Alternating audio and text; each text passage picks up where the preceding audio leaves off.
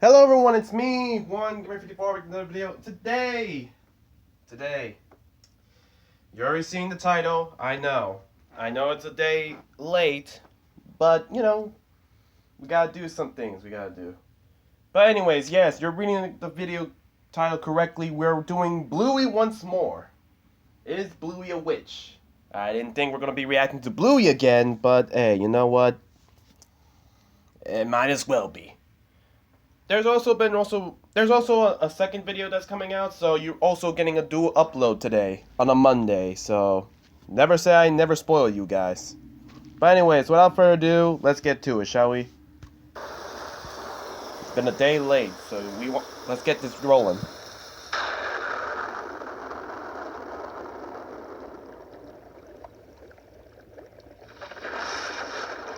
It's Bluey. Hello, Internet. Welcome to Film Theory, the show that's gone barking mad. Today we're heading back into the wonderful world of Bluey, the hit animated show coming to... Okay, so it keeps saying 9 theories remaining, but I feel like we've done more than 9 theories, to be honest. Like, we should be at least... But am I stupid? Am I stupid? Or is he saying, like, there's going to be 9 theories for each channel? Because if that's the case, well then, yeah.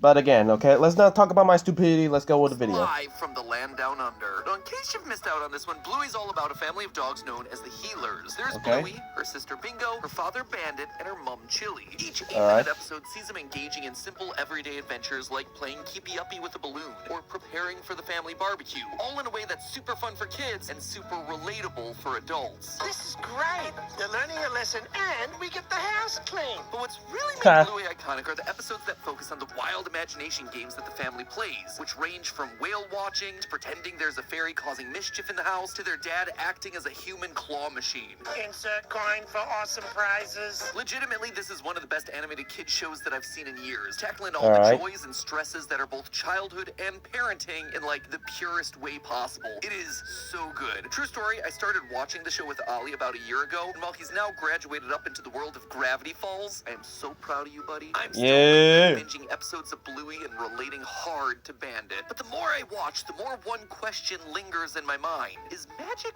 real in this world? You see, the imagination on display as the characters play their games really goes to the next level. Like, really. These characters are incredibly invested in their backyard adventures. Whether it's something like a very aggressive dedication right there. Handle this, Mom.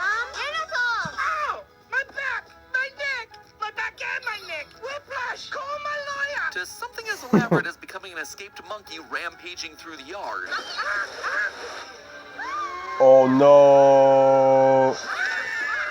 Would you like to see our reptile section? And while most of it can be written off as just parents committing to the bit to like the nth degree, there are other moments in the show that seem impossible to believe, like the episode where the kids literally learn to use magic to influence their surroundings, or when Bingo uses a feather wand to turn everything heavy. Cereal heavy.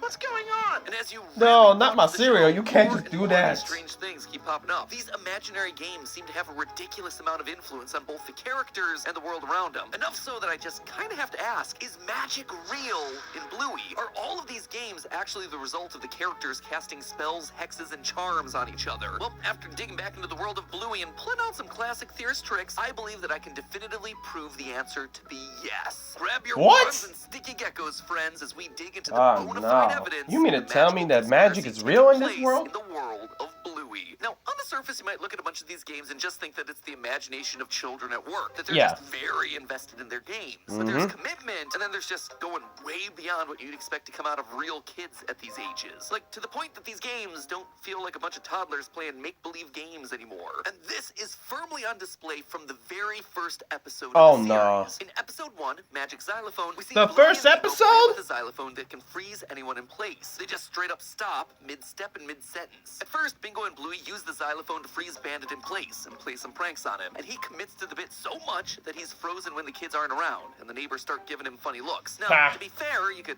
absolutely just chalk that up to a good old dad playing along with the kids. But here's the thing. Later in the episode, Bingo gets upset because Bluey won't let her have a turn with the xylophone. And when she finally gets a hold of it later on in the episode, Bingo uses it to freeze Bluey, and it works. If Bluey truly wants the xylophone as badly as she does and doesn't want to play along, this 7-year-old girl, she could just easily break the rules of the game and take it from Bingo, but she doesn't. Instead, she gets a pretty serious heart-to-heart with Bingo while frozen. You always never take turns with me, and it makes me feel sad. Now, this wouldn't be such a big deal if this was just a one-off event, but it's not. It happens Extreme again? imagination game is a common occurrence throughout the series. In the episode Feather Wand, again, this is the one where Bingo uses a feather to turn things heavy. We see her turn the toilet seat heavy just as her dad Not the toilet seats. And instead of breaking from the game, he chooses to run downstairs and relieve himself.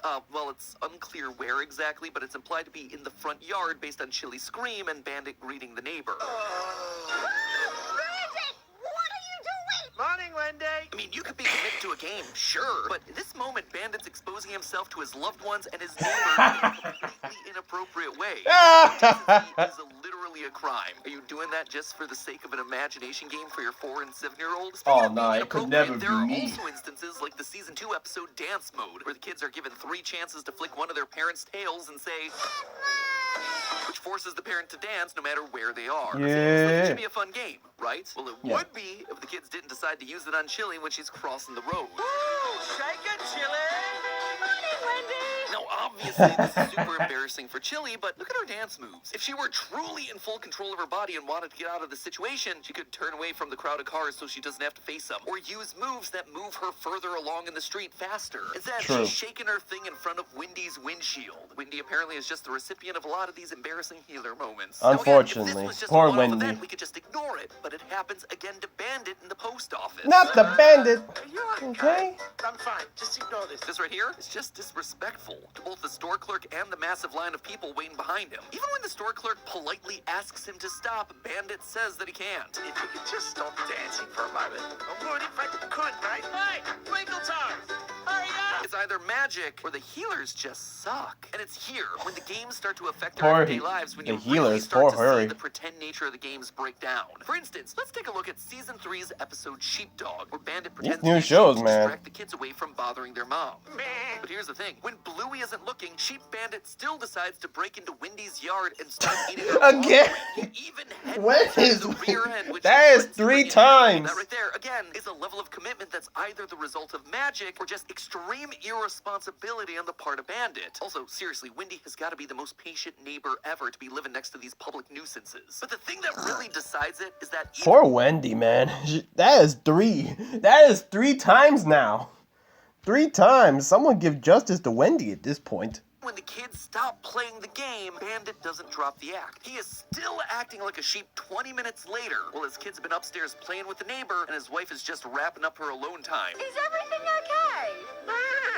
Yep, all good here. Why is he still doing it when everyone else has moved on from the game? But perhaps most compelling of all is Daddy Drop-Off, when Bandit has to take the kids to school and they're running late. And yet, just as he's running to the car, Bingo finds a leaf and uses it to trap Bandit in slow motion. Rack 'em and stack 'em, kids. We gotta...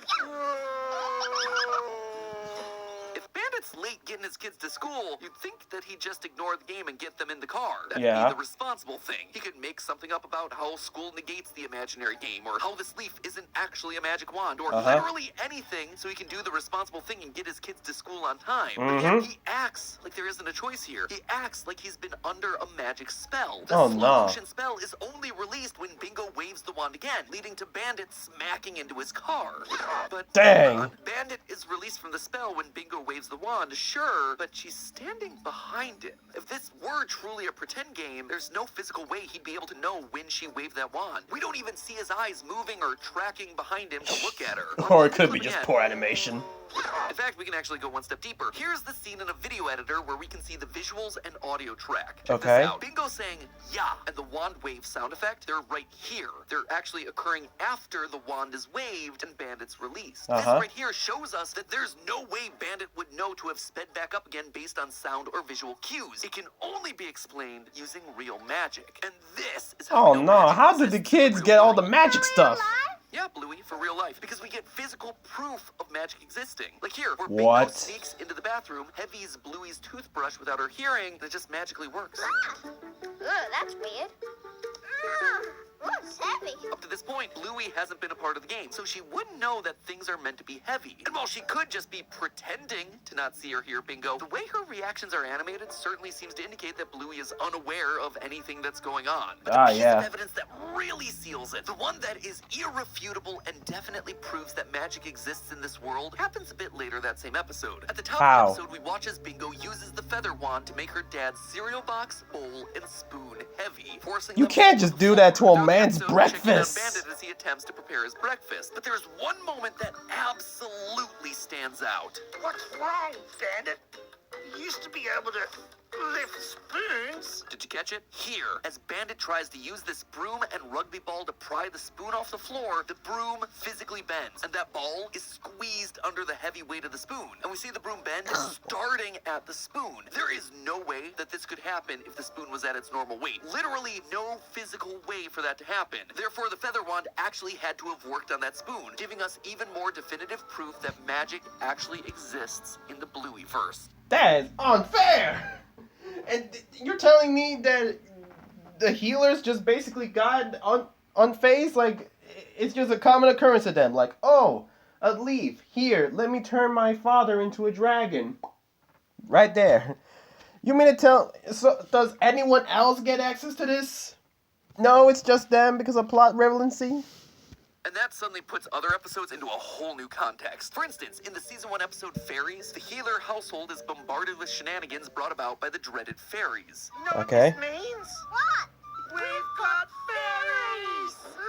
Now, a lot of this episode is framed as Bandit trying to make up to Bingo for ignoring her earlier in the day. And on a surface level, you might just watch this episode and think that the parents are making the magic happen for their kids. But for as much as the parents here could have made some of the things in the episode happen, there is no way they did all of it. For instance, midway through the episode, everyone's hiding in the closet, and Bingo is tasked with finding clues as to what the fairies might want in order to leave them alone. When she returns sometime later, the house's sitting room is a disaster. Toys and trash are scattered everywhere. Figurines are hanging from the ceiling. Koalas just chilling. Like I said, this is an Australian show. It's implied that Bingo was the one doing all this, but there's just no way. In order to hang those koalas from the walls and that shoe in the middle of the room, she would have needed a stepladder that's at minimum 8 times her own height. And for as much as Chili and Bandit disregard the needs and safety of their fellow neighbors, I don't think that even they would allow their favorite 4-year-old to use something like that unsupervised. I hope not. A little bit, it's happening off camera. What about something that's happening on camera in real time? That'd be pretty convincing, right? Well, in that very same episode, after discovering a fairy ring with Bandit's phone inside, they turn around and find that the entire yard has been covered in fairy rings. There is no way that Bandit and Chili could have set all of these up. We see them in literally every scene leading up to this big reveal. And if those rings had already been there, Bingo and Bluey would have already seen them. And if they're just pretending to not see them, you wouldn't get a Bingo reaction looking like this. Her eyes are huge. She is shooketh by those rings. But we don't just have to assume here either. Again, we get physical proof that they weren't there a second ago. Well, the camera does its best to try and frame out the rest of the yard for the bulk of the scene. Look at where Bluey's standing relative to that first fairy ring. If you map her position out relative to the wide shot that we later cut to, technically we should have been able to see that tablet fairy ring in the bottom right corner of the screen. Oh, It's no. not there until Bluey notices all the rest of the fairy rings across the yard. This had to have been done using magic. So, am I saying that fairies exist in the Bluey-verse? You bet I am. At the end of the episode, Bingo straight up sees a fairy setting up her dominoes in the same heart shape that Bingo made for her dad. Well, it could just be imaginary, and the show tries to leave it open for interpretation. All the physical proof we have, from bending brooms to fairy rings to slow-motion wands, prove otherwise. And now that we have a couple undeniable pieces of proof that magic exists here, so what? I mean, that's crazy and all, but why should we care about this? Well, we can actually track the source of the magic, and it's none other than...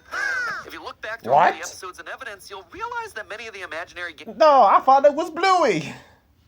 games played throughout the series are actually all created by Chili using some form of magic. Some examples: in Asparagus, Chili gives Bluey a piece of asparagus and explains, "It's a magic asparagus. It turns people into any animal you want." Chili's whispering this to Bluey, so Bandit and Bingo can't hear her and know what the game is. And when Bluey shouts, Donkey!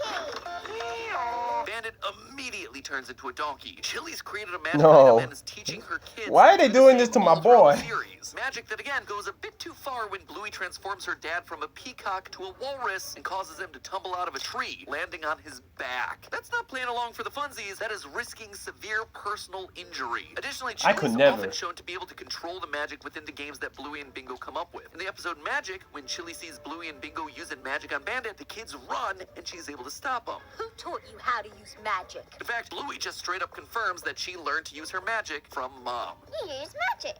Magic? Yeah, you can use it to make people do anything. Mum taught me. Honestly, I can go on and on. Like in the ending of that very same How? episode where Bingo uses magic to... How? What I want to know is where did she learn how to use magic? Where did she learn to do magic? Like, do we get an answer on that one, Chief?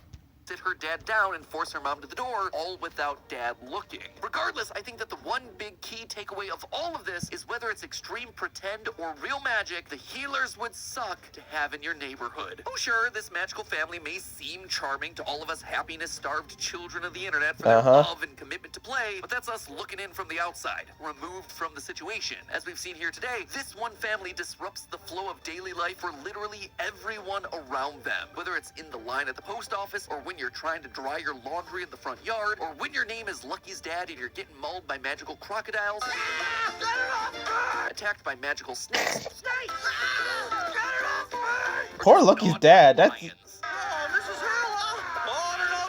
3 times. How it would feel to have your adult neighbor pop out of a bush and start gnawing at your foot. There's childlike whimsy and spreading a joy, sure, and then there's assault of your fellow human, fellow dog creature thing. So while it might seem to be all fun and games for Bluey and Bingo, living close to these monsters would be literally anything but. But hey, that's just a theory.